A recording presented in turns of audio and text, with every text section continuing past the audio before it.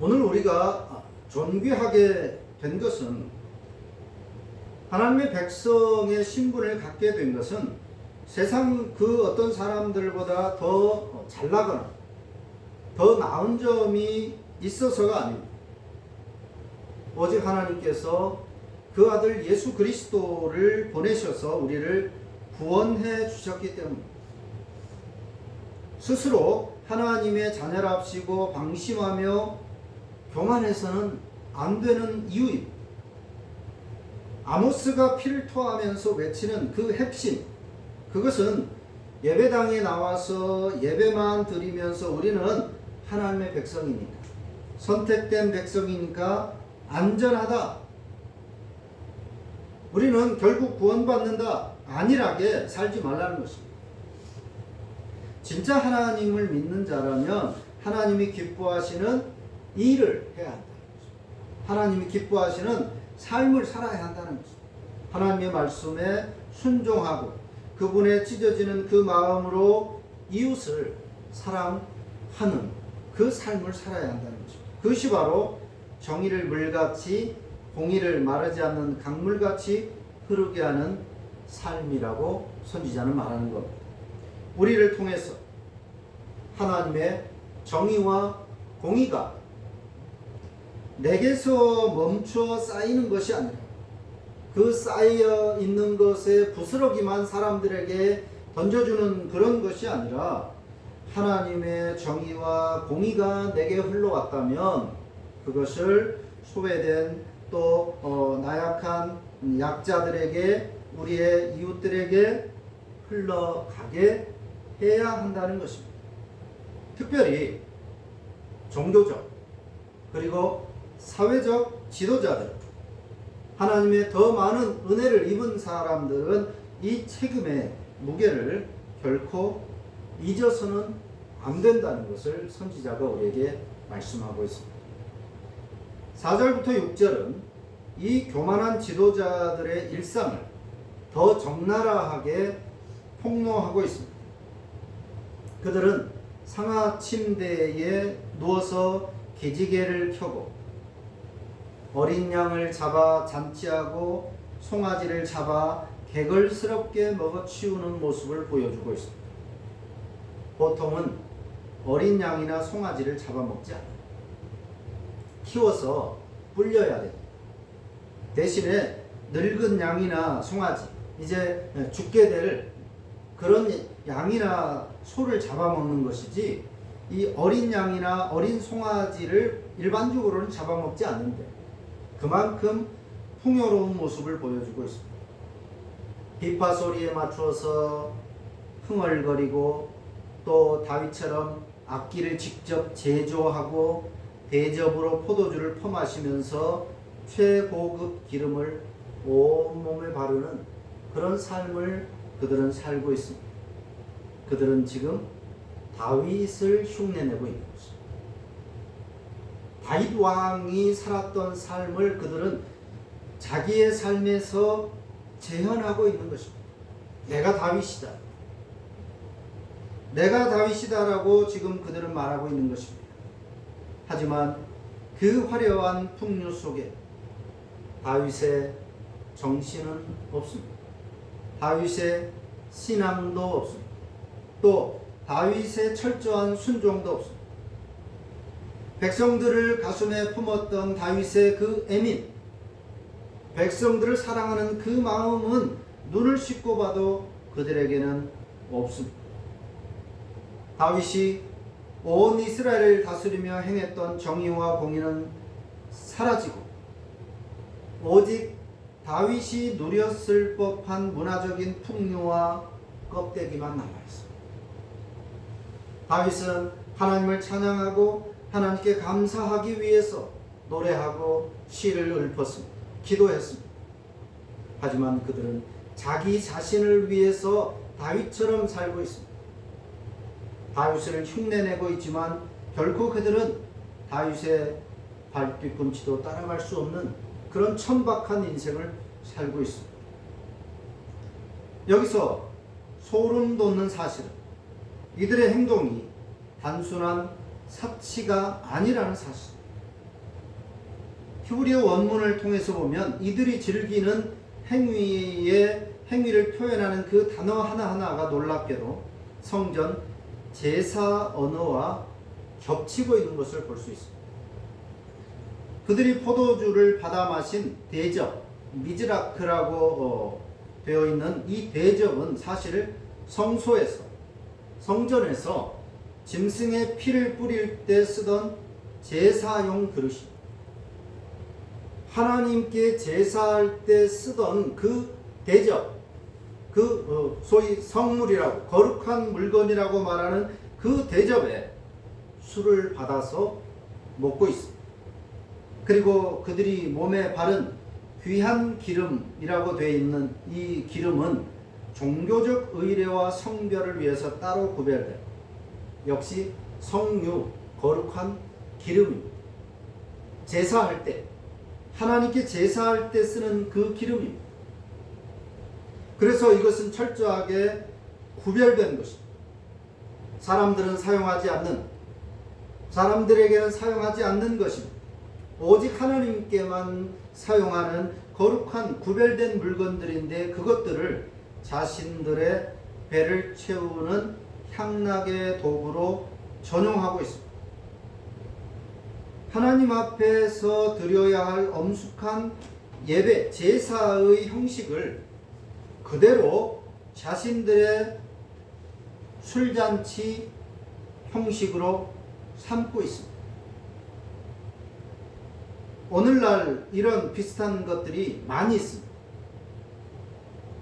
예를 들면 무슨 예배, 그런 것, 무슨 감사 예배, 이런 것, 집을 사고 집 구입 감사 예배, 차를 사고 차 구입 감사 예배,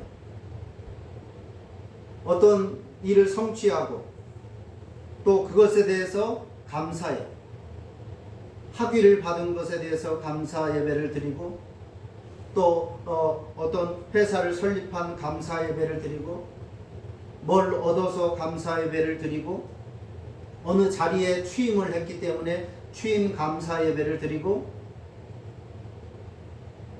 겉으로는 하나님께 감사하는 마음으로 한다고 하지만 결국은 자기 자랑입니다. 내가 이런 것을 가졌다. 표현으로는 하나님이 나에게 은혜를 주었다라고 말하지만 실제로는 내가 잘나서 이런 것을 가지게 되었다. 그러니까 다 와서 축하해달라. 이것이 바로 오늘 아모스 시대의 북이스라엘의 지도자들과 다를 바 없는 모습입니다. 예배의 포맷을, 하나님께 향해야 할 그 형식을 자기 자신 명예, 자기의 이름을, 자기의 능력을 자랑하고 칭찬받기 위한 포맷으로 그대로 사용하고 있는 이런 일들이 오늘 다반사로 이루어지고 있습니다. 하나님 앞에서 드려야 할 그 형식을 자신의 자랑과 또 자신을 향한 칭찬을 얻기 위해서 하고 있습니다. 이것은 단순한 과소비가 아닙니다. 자신들이 하나님인 양 행동하는 지독한 자기 우상화요, 신성모독적인 우상숭배, 자신이 하나님인 거죠. 자신이 다윗인 거죠. 선지자는 이들을 향해서 이렇게 결론을 내리고 있습니다. 요셉의 환난에 대하여는 근심하지 않는 자다. 요셉, 과거 요셉의 형들이 요셉을 굶어 죽으라고 깊은 구덩이에 던져 넣었습니다. 차마 칼로 죽일 수는 없어서 실제로 죽이려고 했는데 큰 형이 그나마 말려서 구덩이에 집어넣습니다. 혼자 힘으로 나올 수 없는. 그래서 짐승이 잡아먹거나 굶어 죽도록 구덩이에 쳐박고, 그 구덩이 바깥에서 그 형들은 태연하게 음식을 먹고 마셨던 창세기의 그 장면을 떠올리게 하는 표현입니다. 지금 이스라엘 지도자들이 딱 그런 짓을 하고 있는 것. 동족들은 굶주림과 불의함에 신음하고 있는데 그 고통의 현장 옆에서 성전 그릇으로 술을 퍼마시고 하나님의 이름을 빙자하여 향락을 즐기고 있는 것. 무감각과 무자비의 극치를 달리는 그야말로 영적 소시오패스들. 하나님은 이 뒤틀린 무질서를 결코 묵과하지 않으시고 7절에서 무서운 선언을 내리시게 됩니다. 그러므로 그들이 이제는 사로잡히는 자 중에 앞서 사로잡히리니 기지개 켜는 자의 떠드는 소리가 그치리라. 나라가 망하는 날 그들이 가장 먼저 앞서 포로로 끌려갈 것이라고 말씀하고 있습니다.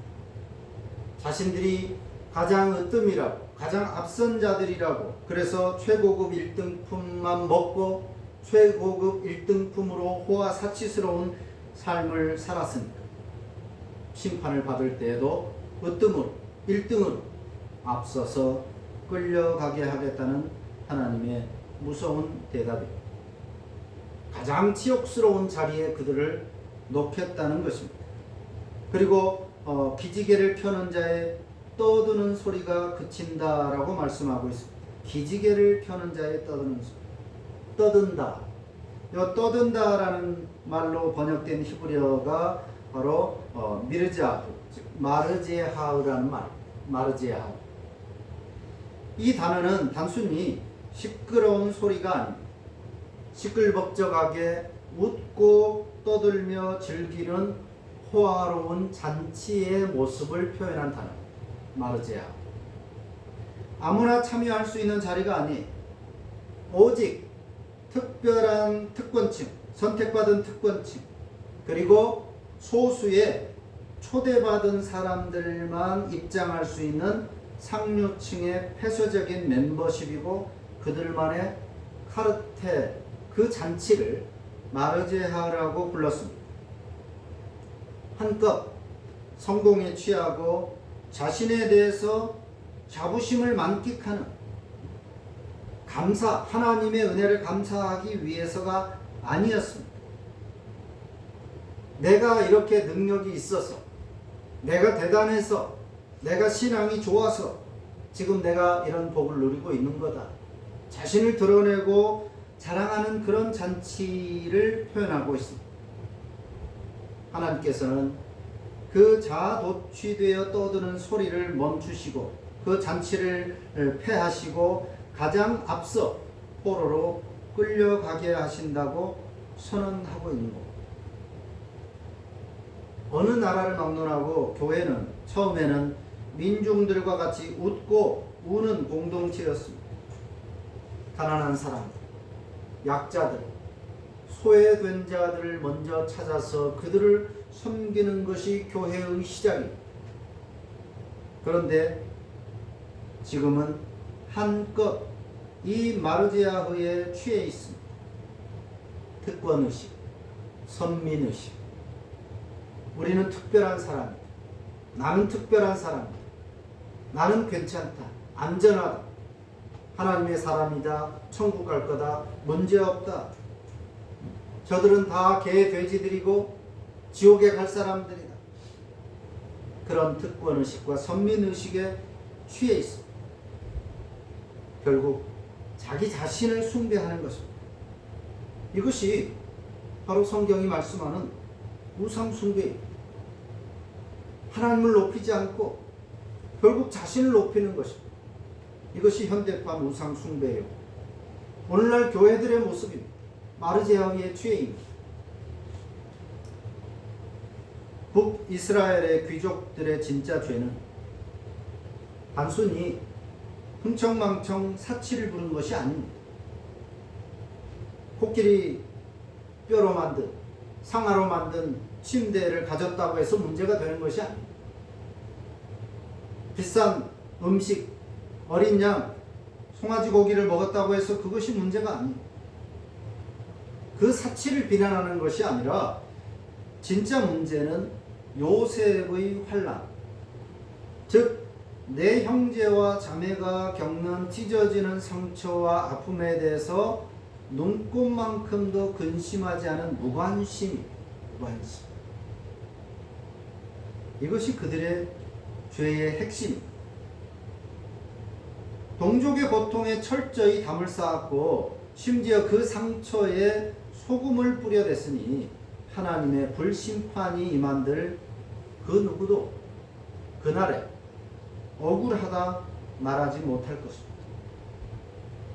오늘날 교회도 세상도 신자도 불신자도 인생의 성공과 실패를 오직 물질적 풍요로만 평가, 하나님으로부터 오는 복과 은혜조차도 통장의 잔고나 아파트 평수로 환산하는 세대입니다. 그것을 가지고 하나님의 복을 받았다, 은혜를 받았다라고 판단합니다. 그것을 가지고 믿음을 평가합니다. 그 기준으로만 본다면 아모스 시대의 북이스라엘은 단연코 성공한 나라였습니다. 하나님의 축복을 끝내주게 받은 나라였습니다. 뒤에서 아모스가 표현하는 야곱의 영광이 최고조에 달했던 그런 시대였습니다. 남쪽도 북쪽도. 하지만 자신들이 마치 하나님인 양 다윗인 양 착각하며 그 성공의 카르텔에 취해 있던 자들을 향해서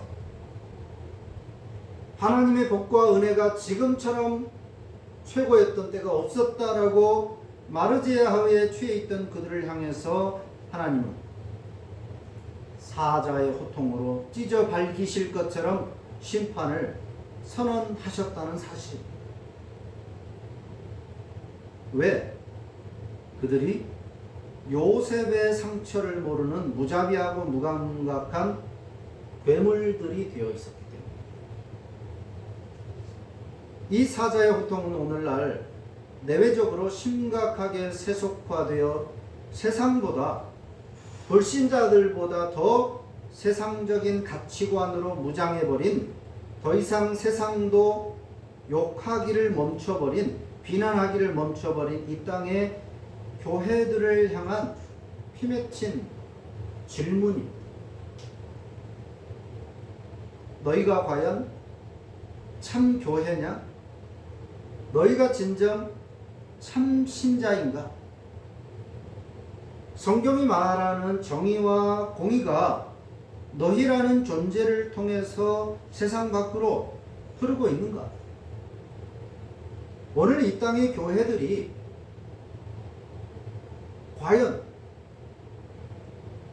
하나님이 보실 때에 너희 스스로는 하나님의 복 받았다, 은혜 받았다, 그래서 우리가 이처럼 부흥했다, 힘이 있다, 사회 여론을 주도할 수 있는, 정치권을 움직일 수 있는 그런 힘을 가졌다라고 자화자찬하고 있는데, 과연 성경적으로 참 교회라고 할 수 있을까? 이것이 성경이 말씀하는 정의와 공의냐? 라고 질문하고 있는 겁니다. 오늘 우리는 과연 그 옛날 망해가던 북이스라엘의 지도자들과 얼마나 다른가?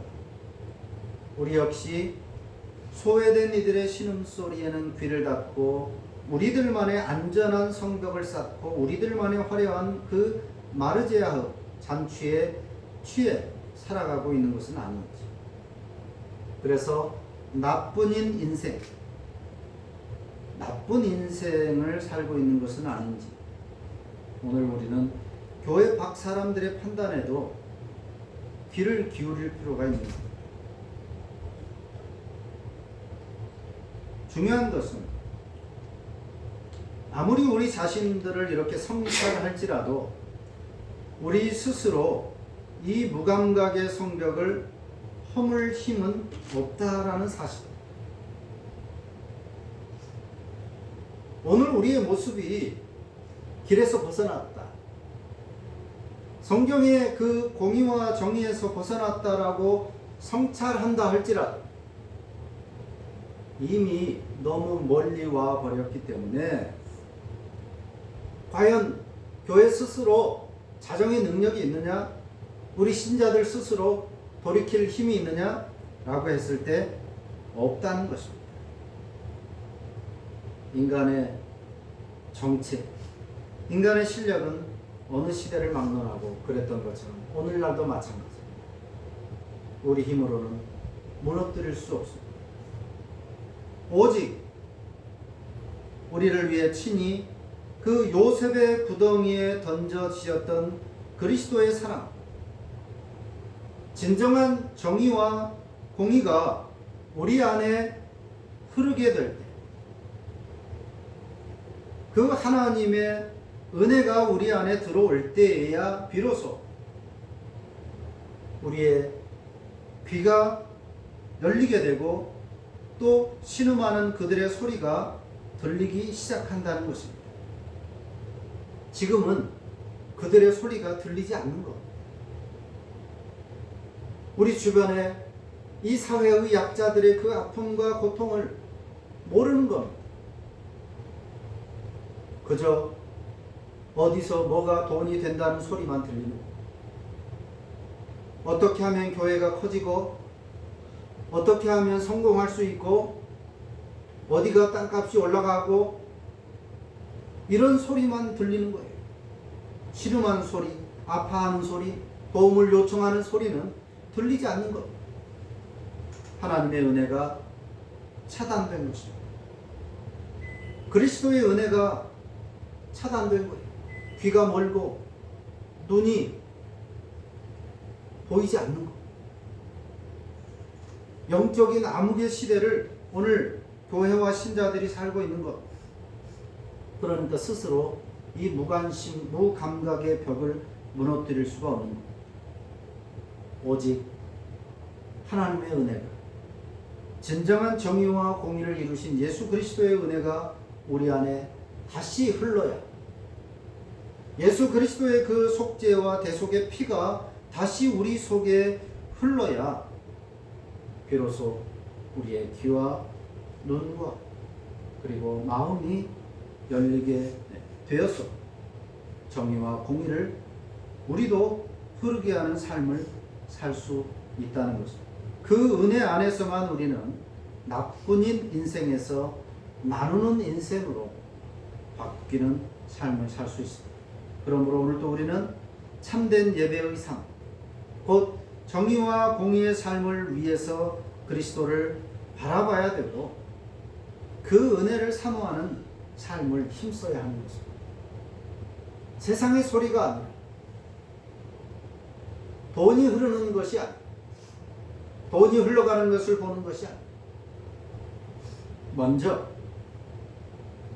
하나님의 소리가, 하나님의 말씀의 소리가, 예수 그리스도의 그 정의와 공의의 소리가 우리 귀에 들려지고 우리 눈에 보여져야 합니다.